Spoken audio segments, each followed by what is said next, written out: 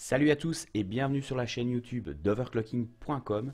Nous avions l'envie de relancer la chaîne et quoi de mieux pour la relancer qu'un gros tuto de montage, donc l'installation d'une configuration AMD et l'overclocking de ses différents composants.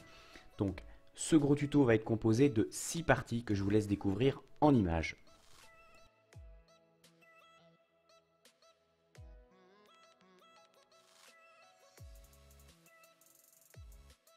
Alors, pour cette configuration, on va partir sur un processeur Ryzen 5 3600X, donc un CPU de 3ème génération. J'aurais pu aussi opter pour un modèle 3600, mais comme je l'explique dans l'article, période de confinement oblige, j'ai utilisé ce que j'avais à disposition au sein du labo. J'ai pas su mettre nécessairement la main sur tous les composants que j'aurais aimé avoir, mais bon, l'idée principale, c'est le montage d'une configuration étape par étape et puissant d'overclocking. Donc notre Ryzen 5 3600X dispose de 6 cœurs, 12 threads. C'est pour moi un bon rapport qualité-prix qu'on trouve actuellement aux alentours de 260 €. Mais comme j'ai dit, on aurait pu opter pour le Ryzen 5 3600 qui lui se menait aux alentours de 200-210 €. Voilà ce qui en est pour la présentation de notre processeur. Que les fanboys d'Intel se rassurent, je prévois une vidéo identique sur base d'une configuration Intel Nvidia. Au niveau de la carte mère, j'ai opté pour une carte MSI MEG X570 Unify, donc une carte mère architecturée autour du chipset X570. Quand j'ai commencé à parler de ce tuto sur les réseaux sociaux, beaucoup m'ont dit pourquoi ne pas opter pour un chipset B450 plus abordable et qui pourrait faire une chouette association avec le 3600X. Effectivement, c'était une excellente idée. La seule contrainte que j'avais, c'est qu'actuellement au sein du labo, je ne dispose que de carte mère ou chipset X570. J'ai fait dernièrement une news annonçant l'arrivée du chipset B550, donc un chipset d'entrée de gamme et qui va venir supplanter le chipset B450. Dès que je mets la main sur un exemplaire, sur un sample, je vous réalise un test complet de ce nouveau chipset.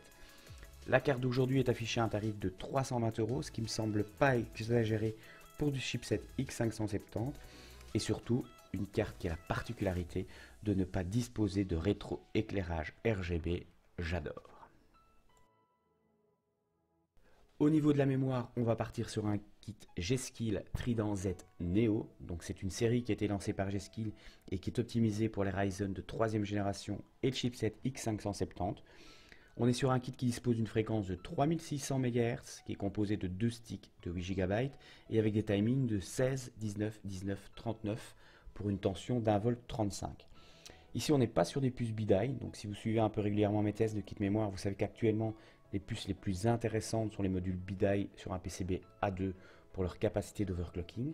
Mais sachez que G-Skill dispose d'un kit similaire, donc toujours en 3600 MHz, mais avec des timings de 16, 16, 16, 36 et qui lui bénéficie de puces BDI. En ce qui concerne le prix de notre kit, il se situe aux alentours des 150 €. Sachez que la version 3600 avec des puces BDI, elle se situe aux alentours des 210 €.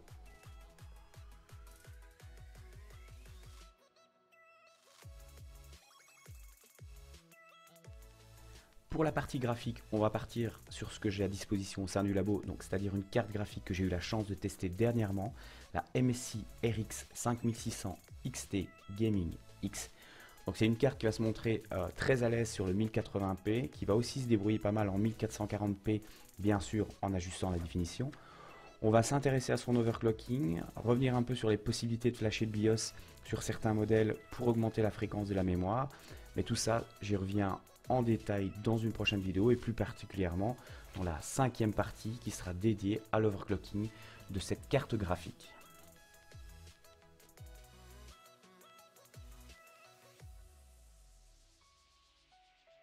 Pour le ventirad, j'ai choisi ce qui se fait de mieux à l'heure actuelle, à savoir le NH-U12A de chez Noctua.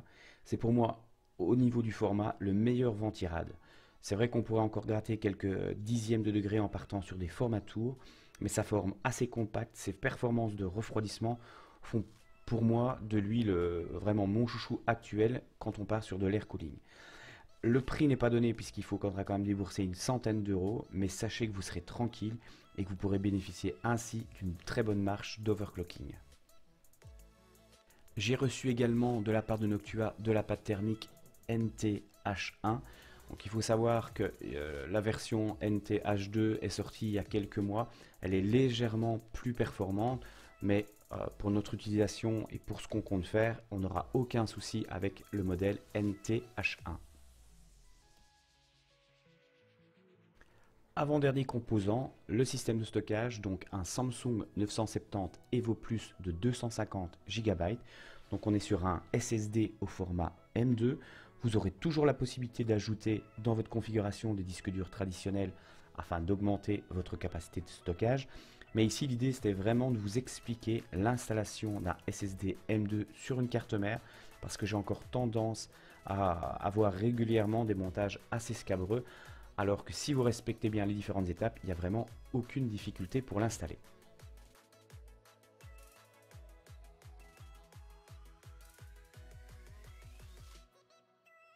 Enfin, dernier composant, l'alimentation. On est ici sur un modèle de chez Corsair, une HX 750.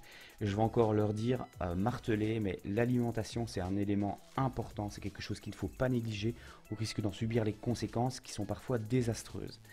Même si à l'heure actuelle, on rencontre de moins en moins d'alimentations anonymes parce qu'elles ont quasiment totalement disparu, il ne faut pas vouloir faire vraiment d'économie sur un bloc d'alimentation.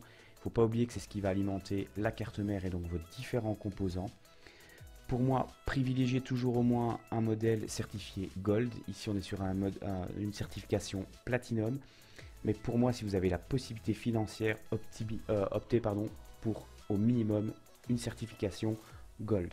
J'ai mis dans l'article un lien qui permet de calculer et d'estimer plus ou moins la consommation de votre configuration. Mais ici, dans notre cas, avec une alimentation de 750 watts, on est parfaitement équipé pour alimenter tous les composants que je vous ai détaillés précédemment. Maintenant que je vous ai présenté les différents composants, je vous donne rendez-vous dans quelques jours afin de passer à la seconde partie, donc dédiée à l'installation de ces composants. Merci d'avoir suivi cette vidéo. N'hésitez pas à nous laisser un pouce vers le haut, à vous abonner à notre chaîne pour être tenu informé de la suite de ce tuto, d'installation et d'overclocking de cette configuration AMD.